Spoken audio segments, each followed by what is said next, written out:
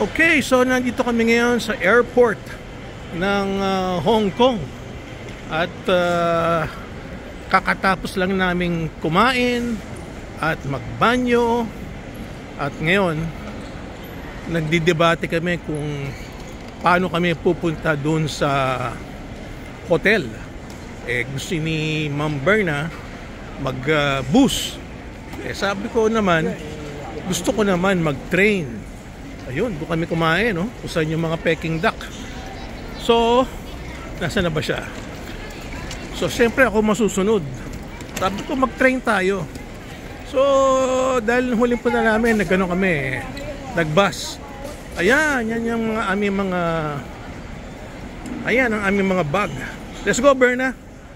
Let's go. Okay, yan ang mga bag namin. Ito, akin, backpack. Yan kay Berna, backpack. Alright.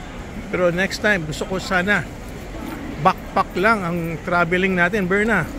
Pero ngayon, siya ngayon ang masusunod. Okay, so yun naman ang advantage ng naka wheel. Kasi pagka naka-backpack ka nga naman, yung likod mo mananakit. But at least hindi ka na pupunta sa conveyor at mabilis kang makalabas tulad ng mga yung mga nagba-backpack talaga. So ito to city.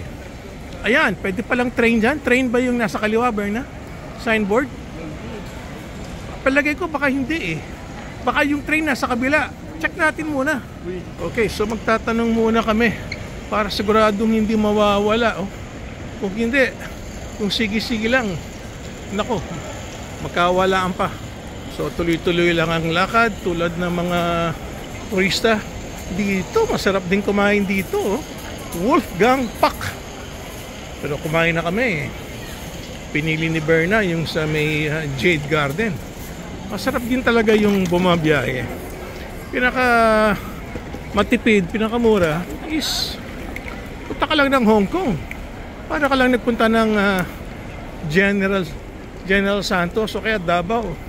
Ganun lang ang ang distansya. Mas malayo lang ng 15 minutes.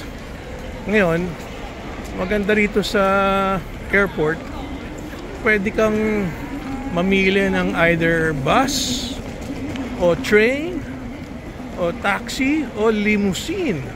Yan, pwede tayo siguro magtanong dyan, Berna. Ayan, may train tickets yan, siguro marunong sila mag-English. Ito, train tickets, 24 minutes, nasa city ka na. Dito nga malamang. Ito kasi nakalagay, ayun, MTR.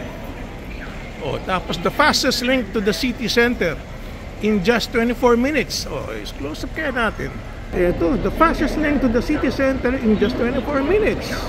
Mabilis ka naman. Pero si Berna nagpunta rin sa machine para bibili ng ticket for both of us. Yan ang advantage pag meron kang asawang magaling bumiyahe. Magkano? 115.